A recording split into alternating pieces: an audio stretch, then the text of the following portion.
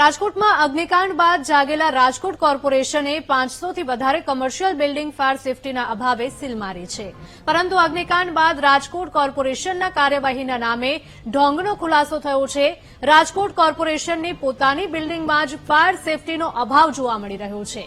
રાજકોટ કોર્પોરેશનની મુખ્ય કચેરી ઈસ્ટ અને વેસ્ટ કચેરીમાં ફાયર સેફટીના સાધનો નથી તેવું સામે આવ્યું છે. કોર્પોરેશનની તમામ બિલ્ડિંગની વાત કરીએ તો કુલ 136 બિલ્ડિંગ્સમાં ફાયર સેફટીનો અભાવ હોવાનો ખુલાસો થયો છે. અગ્નિકાંડ બાદ આરએમસીના ભ્રષ્ટ અધિકારીઓની ગુનાહિત બેદરકારી સામે આવી રહી છે. ત્યારે આરએમસીમાં જ દીવા તળે અંધારા જેવી સ્થિતિ જોવા મળી રહી છે. ત્યારે આરએમસી શું પોતાની જ બિલ્ડિંગ સીલ મારશે કે કેમ તેવા વેધક સવાલો વેપારીઓ અને રાજકોટવાસીઓ કરી રહ્યા છે. રાજકોટમાં ટીઆરપી અગ્નિકાંડમાં જે પ્રમાણે 27 લોકોના મોત થયા છે ત્યારે કોર્પોરેશન દ્વારા હવે અલગ અલગ જે એકમો છે તેને દંડ ફટકારવામાં આવી રહ્યો છે.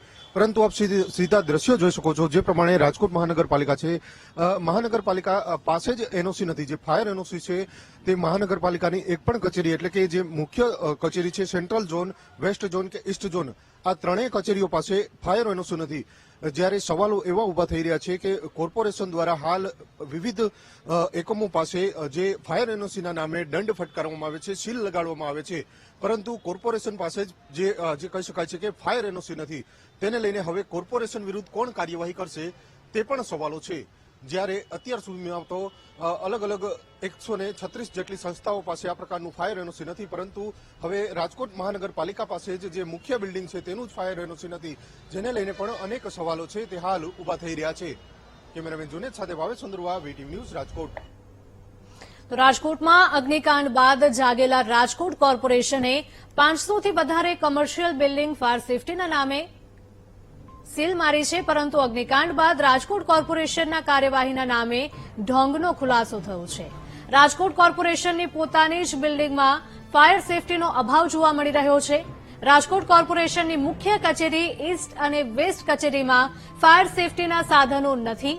કોર્પોરેશનની તમામ બિલ્ડિંગની વાત કરીએ તો કુલ 136 બિલ્ડિંગમાં ફાયર સેફટીનો અભાવ હોવાનો ખુલાસો થયો છે. તો આગકાંડ બાદ આરએમસીના ભ્રષ્ટ અધિકારીઓની ગુનાહિત બેદરકારી સામે આવી રહી છે. ત્યારે રાજકોટમાં જ દીવા તળે અંધારા જેવી સ્થિતિ જોવા મળી રહી છે. ત્યારે આરએમસી શું પોતાની જ બિલ્ડિંગ સીલ મારશે કે કેમ તેવા વેધક સવાલો વેપારીઓ અને રાજકોટવાસીઓ કરી રહ્યા છે.